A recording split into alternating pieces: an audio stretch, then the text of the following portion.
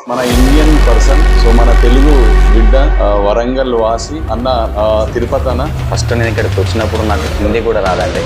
నేను ఫస్ట్ వచ్చినప్పుడు Telugu and English, అది కూడా లిటిల్ బిట్ ఇంగ్లీష్. ఈ కంట్రీలో కంప్లీట్ గా సెక్స్ అనేది లీగల్, రైట్?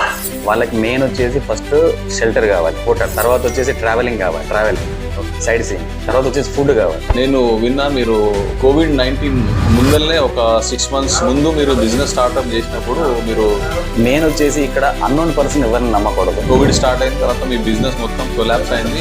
ఈ థాయిలాండ్ కంట్రీలో అంటే ఎలా మీకు తెలిసిన పర్సన్నే మాత్రం నమ్మండి. చాలా మంది ఇక్కడ హిందీ మాట్లాడే వాళ్ళు, మన తెలుగు మాట్లాడే వాళ్ళు కొంతమంది ఎలా అని అంటే మన దగ్గరకు వచ్చి మాటలు కలిపి మన కొత్త వచ్చే వాళ్ళకు మీరు ఏం చెప్తారు? ఈ రోజు థాయిలాండ్ లో ఉన్న టూరిజం మొత్తంలో 50% టూరిజం ఆఫ్ ఇండియన్సే అండి. మనల్ని ఏదో ఒక విధంగా మోసం చేయడానికి మాత్రమే ట్రై చేస్తారు. అద్భుతమైనటువంటి బీచ్లు, అద్భుతమైనటువంటి ప్రదేశాలున్నాయి. కొన్ని హోటల్స్ లో ఇండియన్స్ అంటే నాట్ అలౌడ్ అండి, కొన్ని బార్లలో కానీ సోషల్ మీడియాలో ఎలా ఇండియన్ పెడతారు అంతేగాని వేరే పబ్ కల్చర్ ఉంటుంది ఇక్కడ.